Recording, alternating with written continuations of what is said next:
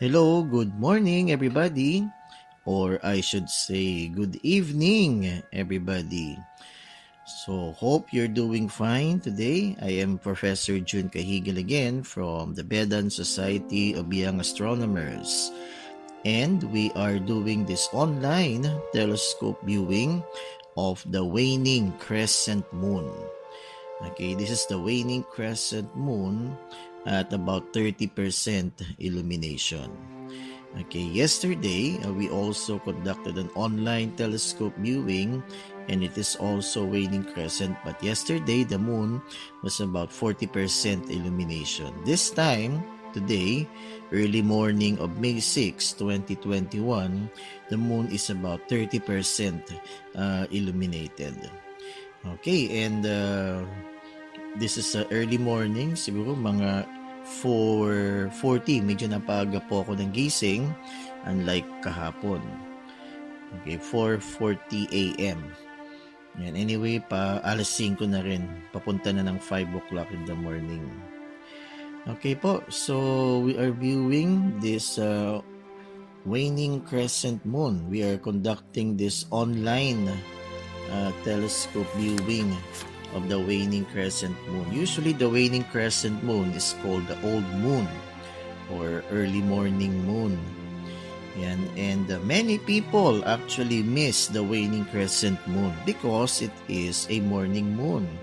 And karamihan po sa atin ay tulog pa. Okay, so bihira lang po, konti lang po yun talagang nakaka-observe ng waning crescent moon. Okay, the waning crescent is visible just before sunrise, the waning crescent moon. Okay, so siguro bago tayo magpatuloy, we will magnify the image of the moon so that we could see more details of its surface. Okay po. Ayan, so we will magnify the image of the moon. Okay, bago tayo mag-shout out. Alright, so my dear netizens, so are you ready? Okay, so here we go. Whoa! Whoa! Alright. So, ayan po yung ating magnified image of the waning crescent moon. Okay, ang ganda talaga. And ginigitna ko po yung Copernicus crater ulit. Kaya lang unlike yesterday, itong Copernicus crater ay nasa it is at the terminal line. Yan, no? Kitang-kita. The terminal line is that imaginary line separating the lighted part of the moon from the unlighted part. Ayan po. So, yan. Halos tumatama na yung Copernicus crater sa terminal line. Okay, fascinating, isn't it, my dear netizens? Oops. Ayan. Medyo shaky lang po yung aking kamay ngayon. Alright. That's our waning crescent moon. Whoa! Whoa! Binalik na natin yung moon sa dati niyang size. Ayan po. Okay, so sana po nagustuhan niyo yan kung yung minagnify natin yung lunar image.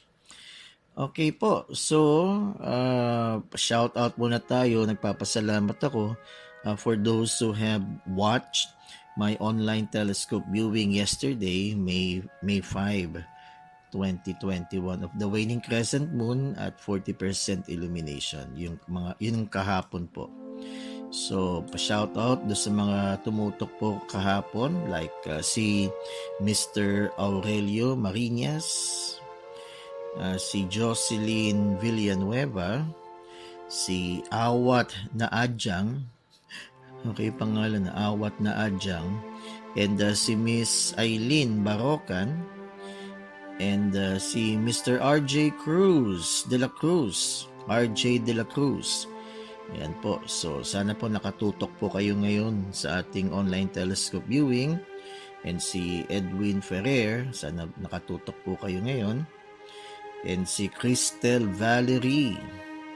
Ayan, si Crystal Valerie. Hello po, kumusta po? Sana po ay nanonood po kayo ngayon. Alright, and si Yaj Olikrob. Okay, so sana tama yung aking pronunciation. Okay. And si Christian Arvin Docena. And, wow, ito kaibigan ko to, si Arnel Campos, the Astro Boy. Yan, si Arnel Campos po, taga Cavite po yan, and amateur astronomer din siya. Astig po yung kanyang mga gamit. Yan, mas astig pa yung mga gamit niya kaysa sa akin. Okay. So, i-magnify pa natin yung buwan. Shout out ulit kay Miss Cheryl Castillo. Yan na laging nakatutok sa ating mga live streams. Okay. Ayan, so para sa inyo to, Miss Cheryl Castillo and kay Miss Cherry Serrano.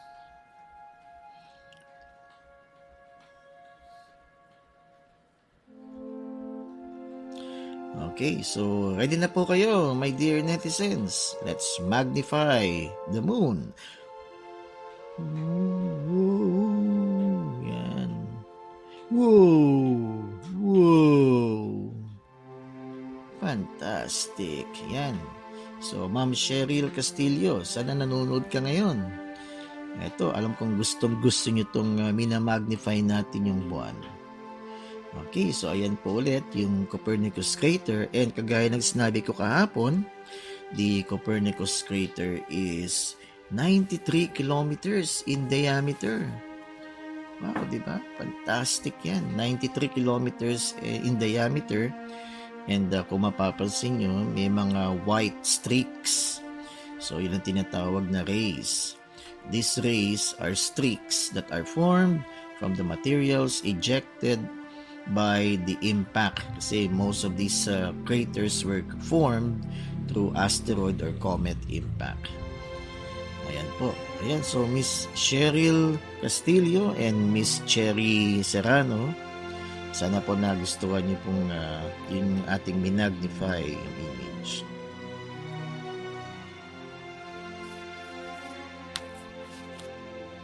Okay, so ayan po ang ating waning crescent moon. Okay, I am doing this online telescope viewing of the waning crescent moon this early morning of May 6, 2021. Siguro mga ano na to, 10 minutes to 5 na. Ayan po itong ating waning crescent moon. Okay, so ulit maraming salamat po sa mga tumutok kahapon sa aking online telescope viewing kahapon. Okay, again, maraming salamat Mr. Aurelio Marinas, Jocelyn Villanueva, Awat na Adjang, Aileen Barocan, Mr. RJ De La Cruz, Mr. Edwin Ferrer, Cristel Valerie, Yaj Olikrob, Christian Arvin Docena, and Mr. Cowboy, Mr. Arnel Campos. Yan, ang tawag namin sa kanya ay Astro Cowboy. Okay po, so maraming salamat at sana po ay nakatutok po kayo ngayong gabi na ito. Alright, so we are doing this online telescope viewing of the waning crescent moon. Kasi po ang waning crescent moon talagang visible lang yan pag early morning bago sumikat yung araw. And madaling araw po. And karamihan po sa inyo ay tulog pa. Kaya marami ang hindi nakakakita nito. Marami ang hindi masilayan itong waning crescent moon. So yan, ginagawa natin itong online telescope viewing para sa inyo po. Para makita nyo ang ganda ng waning crescent moon. Okay, this early morning of May 6. Yan, unti-unti na yan liliit hanggang sa maging new moon na ho. Siguro by next week po. Okay? Ayan po ang ating waning crescent moon. Ayan po, so namnamin po ninyo yung ganda at yung kamangha-manghang ganda ng waning crescent moon. Okay. So, my dear netizens, if you have any questions or comments or reactions about our online telescope viewing and yung tungkol sa buwan or anything, just type in your comments, your reactions, your questions in our comment section. Ayan po. So, wag po kayong mahiya. Alright. So, ayan po. Kung may tanong kayo or kung nagagandahan po kayo sa ating lunar image, just react po. Mag-comment kayo. Type in your comments, your reactions in our comment section below. Ayan po. Kung may mga tanong din po kayo, sige lang po, magtanong lang po kayo. And we would be really happy to answer your questions. Okay po. And so, in a few minutes, mag-magnify ulit tayo para kay Miss Cheryl Castillo ulit. And dahil alam kong gustong-gusto niya itong pag minamagnify natin yung image ng buwan.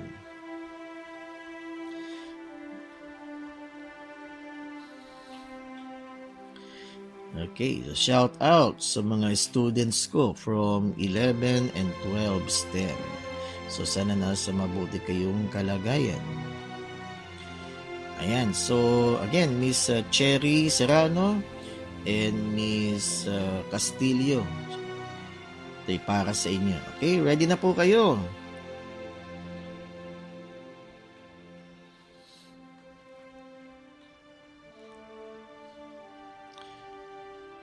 Okay, so here we go. Whoa! Whoa! Fantastic!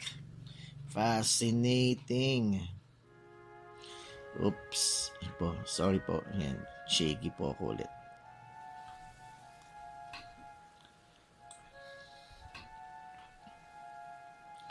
Okay, so ayan po yung ating lunar image of the waning crescent moon, magnified image. Yung katapat po ng Copernicus crater na may rays din, yun ang tinatawag natin na Kepler crater. Yan. Okay, oops, sorry po, oops. Medyo shaky.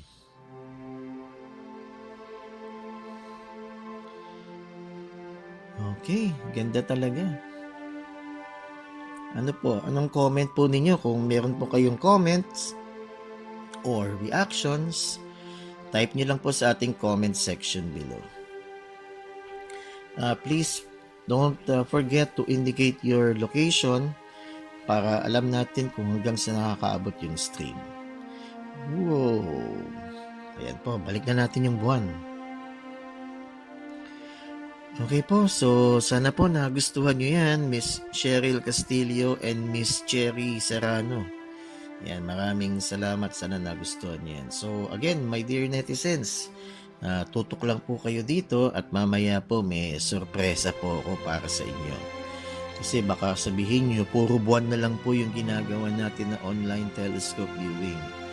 So siguro in a few minutes, itututok ko yung telescope. I will point my telescope to Jupiter.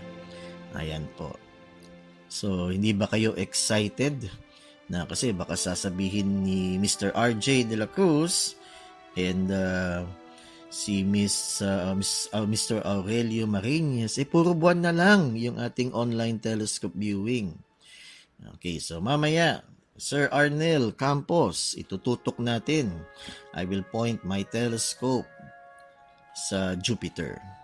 Okay. Alright, and ang ginagamit ko po ngayon is a MIZAR reflecting telescope with a focal length of 1000 mm and may camera na nakakabit sa eyepiece. My eyepiece is a Plausil 20 mm eyepiece.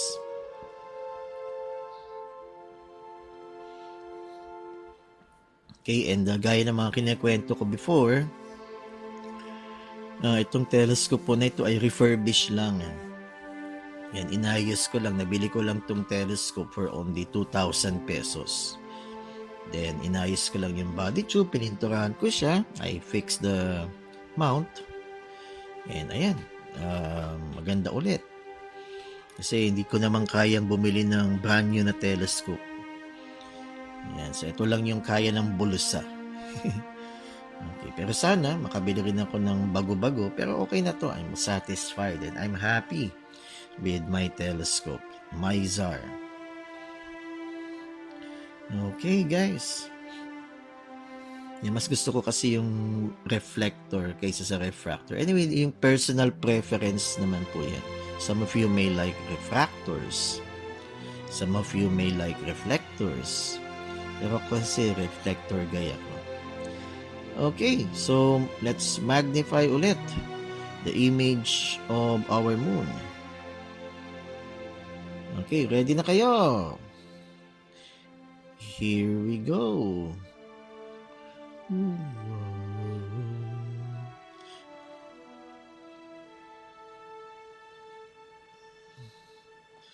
Wow! Wow! Ayan po. Ayan po, mga magulang, mga estudyante, mga guro na nakatutok po ngayon. So, this is the magnified image of the waning crescent moon. Ayan po, tignan niyo po yung ganda ng lunar image. And you could see that malaking crater na yan. That's the Copernicus crater. Nakababanggit ko lang kanina, that's 93 kilometers in diameter. Grabe, laki. Yung biyahe ko nga papuntang Santa Rosa, galing Las Piñas, siguro mga 30 plus kilometers. Yan, one way. Pero ito, 93 kilometers. Biruin niyo po yun. In diameter. Grabe, parang mas malaki pa ata sa Las Piñas itong Copernicus crater. Yan, mamamangha. Siguro pag nasa loob ka niya, nasa gitna kayo, mamamangha ka talaga. Ay nako, my dear netizens, gusto ko talagang pumunta sa buwan. Wala, pero wala na, mukhang imposible na. Over age. Ayan, pero we're doing this online telescope viewing para ma-inspire natin yung mga kabataan na mag-aral ng siyensya. Baka kayo po yung makapunta sa buwan. Okay, so kagaya po ng aking sinabi kanina, in a few minutes from now, itututok ko, I will point my telescope towards the mighty Jupiter. Okay po. So, again, maraming salamat po sa pagtutok po ninyo sa ating online telescope viewing of the waning crescent moon. So, in a few minutes, iaano ko lang po yung telescope and I will point my telescope towards the mighty Jupiter. Ayan, kasi baka tanungin ninyo, puro buwan na lang po yung ating telescope viewing. Ayan, at least kitang-kita, visible po ang Jupiter and Saturn actually ngayong madaling araw. So, isn't that exciting? Miss Cheryl Castillo and Miss Cherry Serrano. Sige, so papaalam muna ako konti and I will point the telescope towards the mighty Jupiter.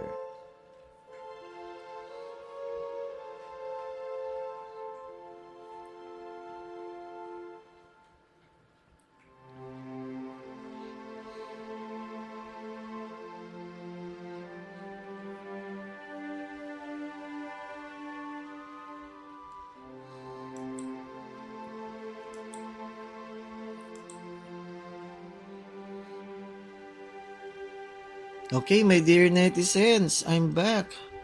Wow, ang linaw. Ito po, this is Jupiter. Yan, so my telescope now is pointed at Jupiter. Okay, and yung white disk, yun yung parang malaking white na tuldok, that's Jupiter. Kaya lang hindi ko naikabitan yung Barlow lens ko. Dapat ginamitan ko yung telescope ng Barlow lens para mas makita natin siya. Siguro next time. Yan, nakalimutan ko lang. So, ito na po yung maximum magnification ng aking telescope. So, yung puti na yan, that's the mighty Jupiter. And yung parang maliliit na tuldok, those are the Galilean moons. So, baka tanungin ninyo, bakit po tinawag na Galilean moons? Ito po yung apat na pinakamalaking buwan sa Jupiter. In fact, yung isa dyan, yun ang pinakamalaking buwan sa solar system, si Ganymede. Okay. So, yan po yung Jupiter. Yan ang ganda, no? Kaya lang, sana ginamitan ko ng Barlow lens para mas malaki. Ang Barlow lens po is a telenegative amplifier. Ano yan? Diverging lens. So, pag kinabit niyo po siya sa eyepiece, it will increase the focal length of your telescope. So, pag in-increase natin yung focal length ng telescope, that will be translated to a higher magnification. Yan, tataas yung magnification niya. Ayan, okay. So, kaya lang nakalimutan ko. So, di bali na. Okay, ito na po yung pinaka-maximum na image na kaya ng aking telescope without the Barlow. Pero maganda pa rin, no? Kita yung apat na Galilean moons. Ngayon, baka tanungin ninyo, Sir, parang 3 lang ata yung nakikita ko dito. Oo po. So, tama po yan. Pero yung isa dyan, 2 yan. Akala natin isang single point of light, pero 2 po yan. Ngayon, okay, May 6. Okay, so I am identifying the moons using stellarium. So, yung nasa baba, on your, ito, yung parang nakababang, that's Europa. Then, meron pong isa, kung makikita nyo, may parang tuldok na nasa halos katabi na niya yung Jupiter. That's Io. Then, ito, yung medyo malayo, yung nasa taas. Ayan po, kaya maliwanag po yan. 2 po yan actually, that's Callisto and Ganymede. So, in order po, mababa pataas, you have Europa, then yung this na yan, that's Jupiter, then yung may katabi siyang maliit, yung yun, parang maliit na tuldok, that's Io, then dun sa taas, 2 po yan, kaya medyo maliwanag, that's Ganymede and Callisto. Ayan po. Okay, ngayon lang yan. Kaya lang yung napansin kasi ni Galileo noon, nag-iiba yung position niyan. Ibig sabihin po niyan, the moons revolves around Jupiter. Ayan po. So, siguro mamaya-maya, mga siguro alas 7, alas 8, magbabago din po yan. Okay, so those are the Galilean moons. Alright, ang Jupiter, obviously kaya pangalan niya ay Jupiter kasi it's the largest planet in our solar system. And ano siya, it's a gas planet.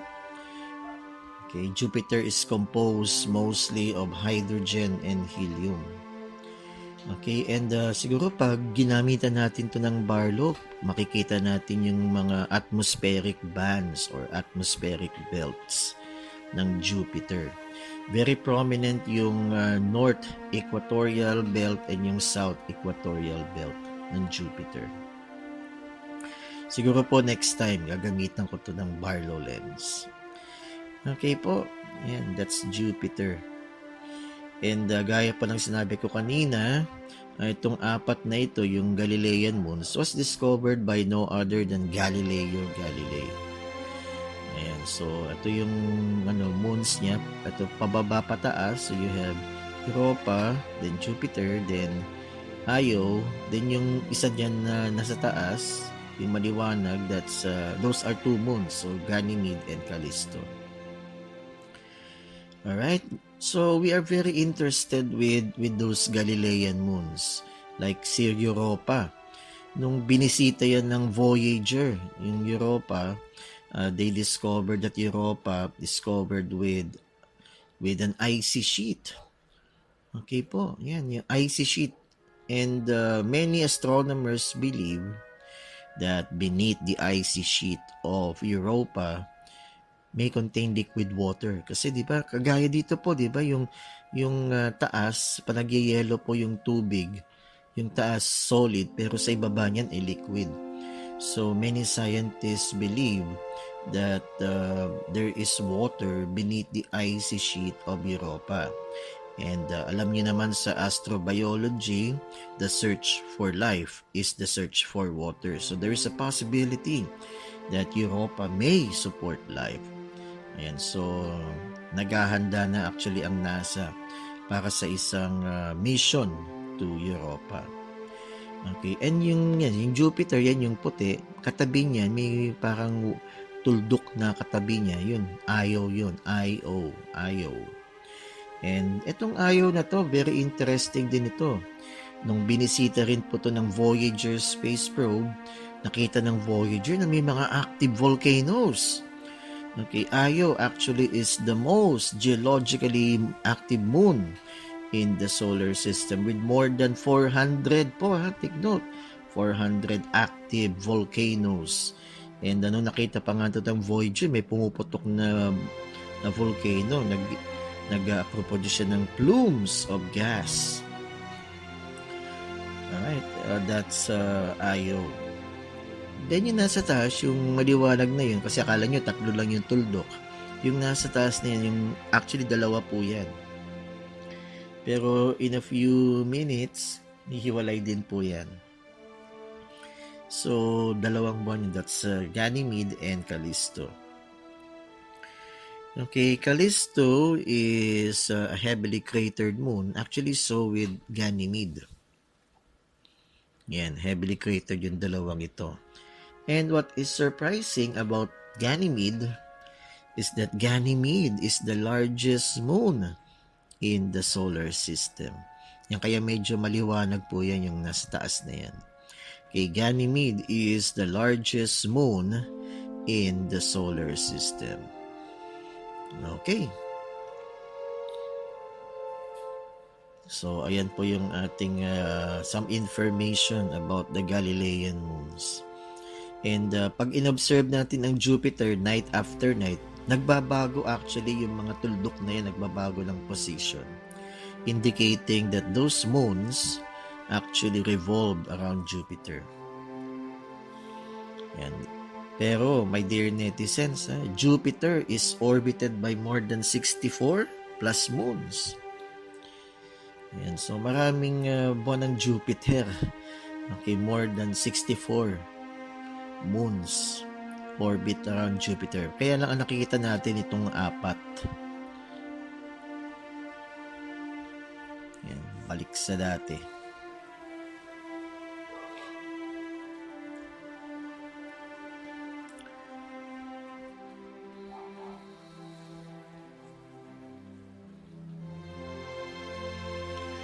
Okay po, kung meron kayong questions or comments or reactions about our online telescope viewing of Jupiter and its Galilean moons, just feel free to type in your comments, your reactions, or your questions in our comment section below.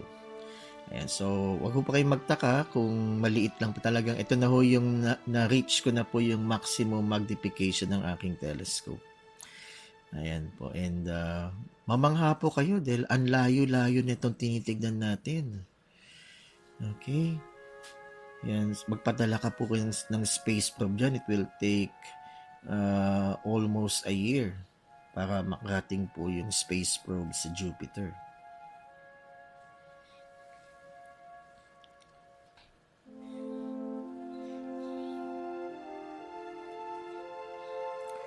Ayan, so lalo na pag in-observe natin ang Saturn, mga mangha po kayo dahil malayo po ang Saturn.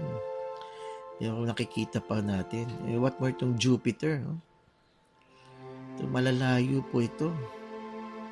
It's really far celestial objects. Yung buwan po, it took only 4 days for the Apollo astronauts to reach the moon. Tapos, 4 na araw pabalik sa Earth. So, 1 week sila sa space. Okay, pero ito, malayo itong Jupiter. Abutin kayo ng 1 year. Siguro mga 1 year to travel. Okay, Mars nga, 7 months. Jupiter siguro 1 taon. Ayan po. Sa comment po kayo kung ano masasabi niyo dyan sa layo ng mga planets natin. And for your information, my dear netizens, yung New Horizons, di ba? Kung alam niyo po yung New Horizons space probe na pumunta sa Pluto, it took New Horizons 10 years. Diyos ko, 10 taon para narating po niya ang Pluto. Inabot siya ng 10 taon. So, biruin niyo po yan. Yung layo. Okay. And dahil sa layo, may time delay yung mga signals sa mga space probes na yan. Okay. So, ayan po, yung malalayo po yung mga planeta. Pero ako'y namamanga sa telescope kasi napipick up natin yung ilaw nila. Okay, yan. So, this is Jupiter in the early morning of May 6, 2021. Ayan po. So, Ma'am Cheryl Castillo and Ma'am Cherry Serrano, sana nagustuhan niyo itong ating image of Jupiter and its Galilean moons.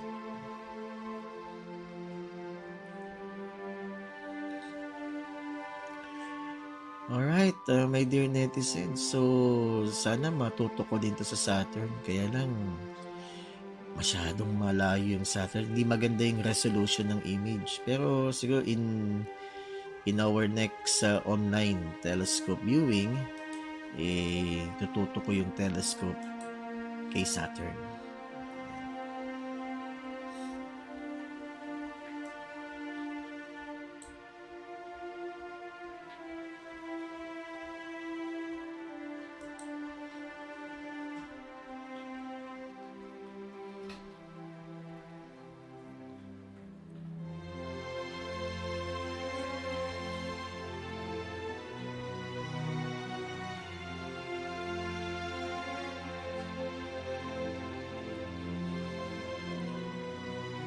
Okay, so sana nagugustuhan niyo itong image natin ng Jupiter.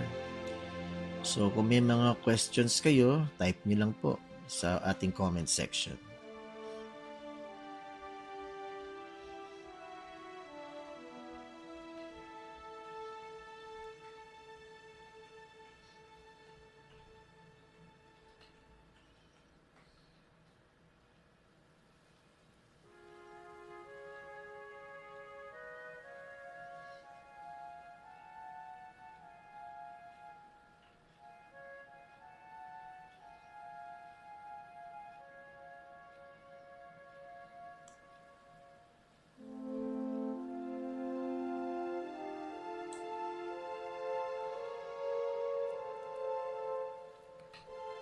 Okay, and my dear netizens, hindi nyo rin ba alam, for your information, Jupiter also is surrounded by a ring system.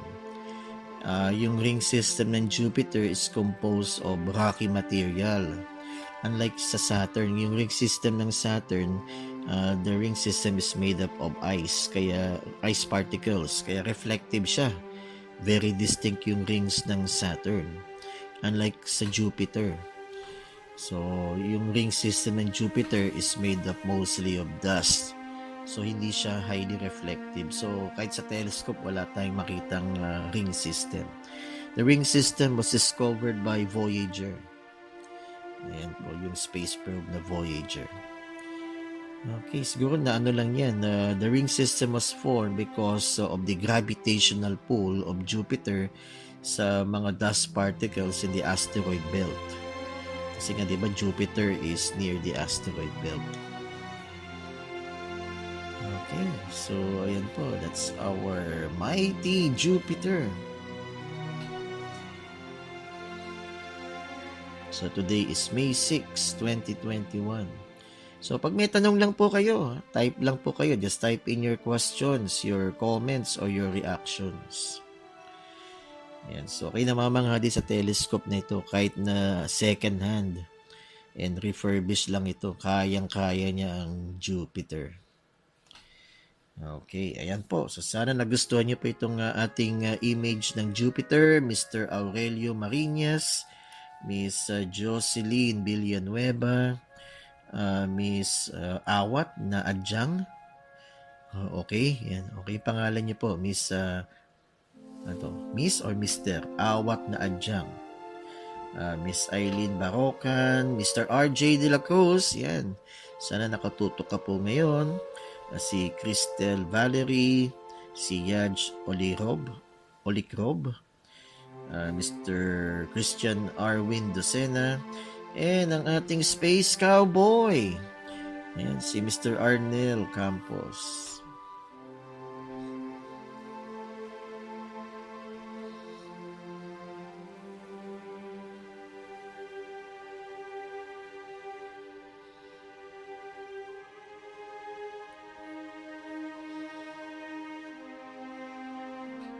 Ayan, so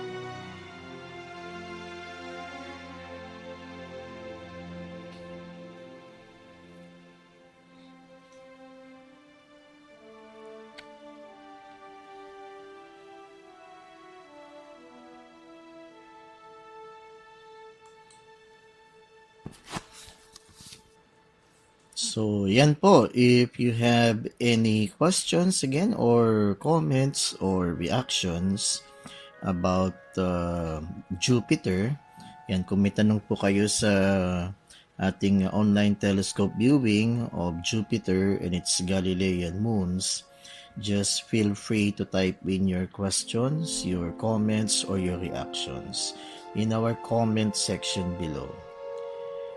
Okay po, so I guess that's about it for our online telescope viewing of both the waning crescent moon and the mighty Jupiter. Ayan po, so sana po nagustuhan niyo po at marami kayong natutunan sa ating live stream ngayong gabi na ito.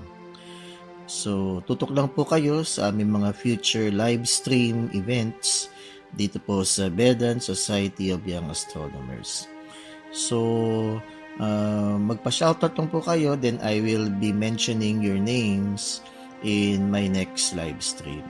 So, marami pong salamat sa mga nakatutok po ngayon at nanood dito po sa ating live stream of the waning crescent moon and Jupiter. Sana maano ko ang Saturn. Kaya lang kasi ang Saturn medyo masyadong malayo at masyadong maliit po yung Saturn. But anyway, I will try para po sa inyo.